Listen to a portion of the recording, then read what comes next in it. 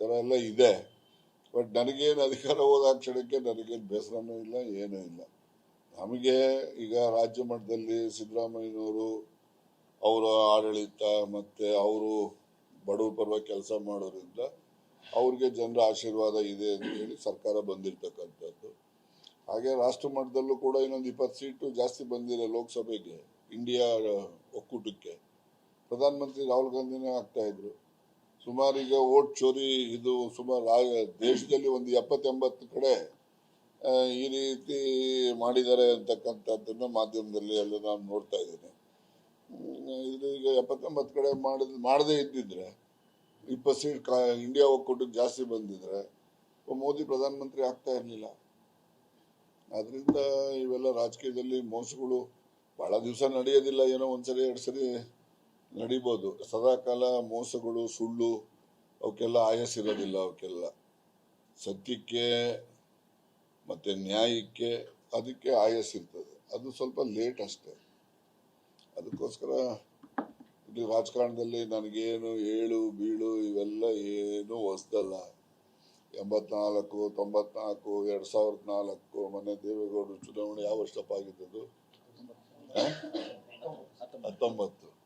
ಅಲ್ಲಿಗೆ 2019 ಇವೆಲ್ಲವೂ ಕೂಡ ನನಗೆ ರಾಜಕೀಯದಲ್ಲಿ ವ್ಯತ್ಯಾಸಗಳು ಬಂದಂಥ ದಿನಗಳು ಅವೆಲ್ಲ. ಅದಕ್ಕೆ ಆ ವ್ಯತ್ಯಾಸ ಏನೇ ಬಂದರೂ ಕೂಡ ಜನರ ಆಶೀರ್ವಾದ ಇರೋ ತನಕ ನಾನು ಅದನ್ನು ನಿಭಾಯಿಸ್ಲಿಕ್ಕೆ ಸಾಧ್ಯ ಆಗ್ತದೆ. ಜನರ ಆಶೀರ್ವಾದ, ಜನರ ಬೆಂಬಲ ಇದ್ರೆ ಎಂಥ ಸಂಗತಿ, ಎಂಥ ಪರಿಸ್ಥಿತಿ ಬಂದರೂ ಕೂಡ ನಿಭಾಯಿಸ್ಲಿಕ್ಕೆ ಸಾಧ್ಯ ಆಗ್ತದೆ. ಈಗ ನನಗೆ 94 ಟಿಕೆಟ್, ನನಗೆ 78 ನಿಂತ್ಕೊಳ್ಳೋಕೆ ಅವಕಾಶ ಇದ್ರು ನಾನು ನಿಂತ್ಕೊಳ್ಳಿಲ್ಲ, ಬೇಡ ಅಂತ. 83ಗೆ ಅವಾಗ ಒಂಥರ ಆಯಿತು, ನಾನು ಟಿಕೆಟೇ ಕೇಳಕ್ಕೆ ಹೋಗಲಿಲ್ಲ. 89ಗೆ ಇನ್ನೊಬ್ರು ಅಧ್ಯಕ್ಷರು ಬಂದರು, ಅವ್ರಿಗೂ ನಮಗೂ 69ಇಂದನೂ ಅವ್ರಿಗೂ ನಮಗೂ ಅಷ್ಟೊಂದು ವಿಶ್ವಾಸ ಇರಲಿಲ್ಲ, ಆಗಲೂ ನಾನು ಟಿಕೆಟ್ ಕೇಳಕ್ಕೆ ಹೋಗಲಿಲ್ಲ. 94ಗೆ ಕೇಳಿದೆ ಸೀಟು, ತುಮಕೂರುಗಾರ ಕೊಡಿ, ಬೆಳ್ಳಾವಿಗಾರ ಕೊಡಿ ಅಂತ, ಕೊಡಲಿಲ್ಲ. ಆಗ ನಾನು ತುಮಕೂರಿಗೆ ಇಂಡಿಪೆಂಡೆಂಟ್ ನಿಂತಾಗ 26,000 ವೋಟ್ ಹಾಕ್ಬಿಟ್ಟು, ನನಗೆ ಗೊತ್ತಿಲ್ಲ ನಾನು ಅಷ್ಟೊಂದು ವೋಟ್ ಬರ್ತವೆ, ಒಂದು 10,000 ಬರ್ತವೆ ಅಂತ ಅನ್ಕೊಂಡಿದ್ದೆ, ಬರ್ಬೋದು ಅಂತ. ಕ್ಯಾಂಪೇನು ಮಾಡಕ್ಕೆ ಹೋಗ್ಲಿಲ್ಲ. ಕಡೆ 1-2 ದಿವಸ ಇನ್ನು ಇವ್ರು ಯಾವಾಗ ದುಡ್ಡು ಇಸ್ಕೊಂಡ್ಬಿಟ್ಟು ವಾಪಸ್ ತಗೊಂಡ್ಬಿಡ್ತಾರೆ ಹಂಗೆ ಹಿಂಗೆ ಅಂತೇಳಿ ಅಪಪ್ರಚಾರ ಮಾಡಿದ್ರಲ್ಲ, ಆಗ ನಾನು ಕ್ಯಾಂಪೇನ್ ಮಾಡಬೇಕಾಯ್ತು. ಯಾಕೆ ನಾ ಆರೋಪಕ್ಕೆ ಒಳಗಾಗಬಾರ್ದು ಅಂತ ಕ್ಯಾಂಪೇನ್ ಮಾಡಿದೆ. ಒಂದು 4 ದಿವಸ ಒಂದು 26,000 ವೋಟ್ ಹಾಕಿದ್ರು. ನಾನು ಮೊದಲಿಂದಾನೇ ಪ್ರಾರಂಭ ಮಾಡಿ ಚುನಾವಣೆ ಮಾಡಿ ನಾನು ಆ ವರ್ಷನೇ ಇಂಡಿಪೆಂಡೆಂಟ್ ತುಮಕೂರು ಸಿಟಿಲಿ MLA ಇರ್ತೀನಿ. ನಾನು 26, ಲಕ್ಷ್ಮೀ ನರಸಿಂಹಯ್ಯನವರು 27, 29 ಶಫಿ ಅಹಮದ್, 32 ಶಿವಣ್ಣ. ಸೊ ಹೀಗೆ ಆಗ್ತವೆ. ಆಮೇಲೆ 94 ತೆಗೆದುಹಾಕಿದ್ರು. 98 ದೇವೇಗೌಡರು prime minister, JH Patel chief minister. ಆ ಕಾಲದಲ್ಲಿ ಹೆಂಗೂ ಗೆಲ್ಲೋದಿಲ್ಲ, ಲೋಕಲ್ ಬಾಡೀಸ್ಗೆ ಇವನು ಅಂತೇಳಿ ಅವನು ಬಂದು ನಿಂತ್ಕೊಳ್ಳಪ್ಪ ಬೇಕಾರೆ ಅಂದರು. ಆಯಿತು ಅಂತ ನಿಂತ್ಕೊಂಡೆ. ಜಿಲ್ಲೆನಲ್ಲಿ ಕೊಟ್ಟಿದ್ದ ಬಹುಮತ ಇದುವರೆಗೂ ಯಾರಿಗೂ ಅಷ್ಟು ಲೀಡ್ ಬಂದಿಲ್ಲ ನಮ್ಮ ಜಿಲ್ಲೆಯಲ್ಲಿ. ಫಸ್ಟ್ ರೌಂಡ್ನಲ್ಲಿ ಎಲೆಕ್ಟ್ ಆಗಿದ್ದು. ಅದಾದ ಮೇಲೆ ಇಷ್ಟು ಎಲೆಕ್ಷನ್ ನಡೀತವೆ, ಯಾರೂ ಫಸ್ಟ್ ರೌಂಡ್ನಲ್ಲಿ ಎಲೆಕ್ಟ್ ಆಗಿಲ್ಲ. ನಾನೊಬ್ಬನೇ ಇಲ್ಲಿ ಫಸ್ಟ್ ರೌಂಡ್ನಲ್ಲಿ 98 ಕೌನ್ಸಿಲ್ಗೆ ಅತಿ ಹೆಚ್ಚು ಬಹುಮತ ತಗೊಂಡು ನಾನು ಚುನಾವಣೆಯಲ್ಲಿ ಗೆದ್ದಂಥವನು. ಆ ಬಹುಮತದ ಲೀಡು ಇದುವರೆಗೂ ಯಾರು ಕೂಡ ಮುರಿಯಕ್ಕಾಗಿಲ್ಲ. ಮತ್ತೆ ಫಸ್ಟ್ ರೌಂಡಲ್ಲೂ ಯಾರು ಗೆಲ್ಲಕ್ಕಾಗಿಲ್ಲ. ಈ ಥರದೆಲ್ಲ. ಆಮೇಲೆ ನಾನು 2004 ಟಿಕೆಟ್ ಕೊಡಲಿಲ್ಲ. ಆಗ ದೇವೇಗೌಡರು ಕರೆದು ನನಗೆ ಬೆಳ್ಳಾವಿಗೆ ಅಲ್ಲ ತುಮಕೂರು ಸಿಟಿಗೆ ನಿಂತ್ಕೊಳ್ಳೋಕೆ ಹೇಳಿದ್ರು.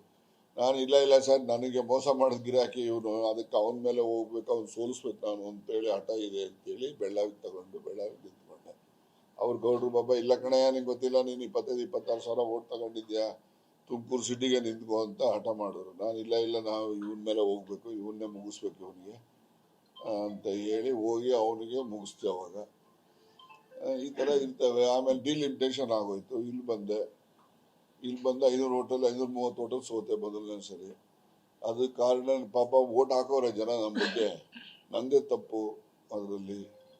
ಈ ನಮ್ಮ ಕಡೆಯವರು ಬಾಕ್ಸ್ಗೋಸ್ಕರ 5 ಜನ ಇಂಡಿಪೆಂಡೆಂಟ್ ನಿಲ್ಸಿದ್ರು. 2 ಬಾಕ್ಸ್ ಬಂದ್ಬಿಟ್ಟು 16ಕ್ಕೆ 1, 1ಕ್ಕೆ 1 ಬಂತು. ನಂದು ಒಂದು ಮೊದಲನೇ ಸೀರಿಯಲ್ ನಂಬರ್ 1 ಇತ್ತು. ಈ ನಮ್ಮವೆಲ್ಲ 1ಕ್ಕೆ ಹಾಕಿ ಈ ಬಾಕ್ಸಲ್ಲಿ 1ಕ್ಕೆ ಅದು 2,500 3,000 ಹಾಕ್ಬಿಟ್ರಂತ. ಸೊ ಈಗೆಲ್ಲ ಕೆಲವು ಸರಿ ಬ್ಯಾಡ್ ಟೈಮ್ ಇದ್ದಾಗ ಆಗ್ಬಿಡ್ತೈತೆ. ಜಸ್ಟ್ 5 ಮಿನಿಟ್ಸ್ ಡಿಫ್ರೆನ್ಸಲ್ಲಿ ಒಬ್ಬನ ತೆಗ್ಸೋಕ್ಕಾಗಲಿಲ್ಲ. ಹಂಗೆ ಇರ್ತವೆ ಅದೆಲ್ಲ. ನಾನೇನು ಈ ಅಪ್ಸ್ ಅಂಡ್ ಡೌನ್ಸ್ 530 ಓಟಲ್ಲಿ ಸೋತೆ. ಎರಡನೇ ಸರಿ 1 ವರ್ಷ ಆದ್ಮೇಲೆ ಆಯಮ್ಮ ಬಂದರು, ಕುಮಾರಸ್ವಾಮಿ ಮನೆಯವರು, ಅವ್ರಿಗೂ ನಿಂತರು 2000 ಓಟಲ್ಲಿ ಸೋತೆ ನಾನು. ಓನ್ಲಿ 2000, ಮ್ಯಾಟರ್ ಆಫ್ 1000 ಡಿಫ್ರೆನ್ಸ್ ಅಷ್ಟೇ. ಇಲ್ಲ 530 ಓಟ್ಗೆ 280-300 ಓಟ್ ವ್ಯತ್ಯಾಸ ಆಗಿದ್ರೆ ಗೆಲ್ತಿದ್ದೆ. ಹಾಗೆ ಅನ್ಕೊಂಡು ನಾನು ಯಾರನ್ನೂ ಬ್ಲೇಮ್ ಮಾಡಲ್ಲ. ಇಟ್ ಈಸ್ ಮೈ ಫೇಟ್ ಅಂತ ಅನ್ಕೊಂಡು ಇರ್ತೀನಿ. ಆಮೇಲಿಂದ ಆಯಿತು 18ರಲ್ಲಿ ಸೋತೆ. ತಿರ್ಗ ಕೆಲಸ ಮಾಡಿ ಅವಾಗಿನ ಇದು ಏನೋ ಅರ್ಶಿನ ಕುಂಕುಮ ಸೀರೆ ಇವೆಲ್ಲ ತಗೊಂಬಂದು ಅವಾಗ ಸೋತೆ. ನನಗೇನು ಸೋಲು ಗೆಲುವು ಎರಡನ್ನೂ ನಾನು ಒಂದೇ ರೀತಿಯಲ್ಲಿ ಸ್ವೀಕಾರ ಮಾಡೋನು. ಅಧಿಕಾರನೂ ಅಷ್ಟೇ, ಬಂದರೆ ಅಧಿಕಾರ ಜನ ಪರವಾಗಿ ಕೆಲಸ ಮಾಡ್ತೀವಿ. ಅಧಿಕಾರ ಇಲ್ಲದೆ ಇದ್ರೆ ಏನು ನಮ್ಮ ಮಾತು ನಡೀತದೋ ಅಷ್ಟು ಸೀಮಿತವಾಗಿ ಮಾಡ್ತೀನಿ. ಇದು ನನ್ನ ಕಳೆದ 50 ವರ್ಷದ ರಾಜಕೀಯ ಇತಿಹಾಸದಲ್ಲಿ ನಾನು ನಡೆದು ಬಂದಿರತಕ್ಕಂಥ ರೀತಿ.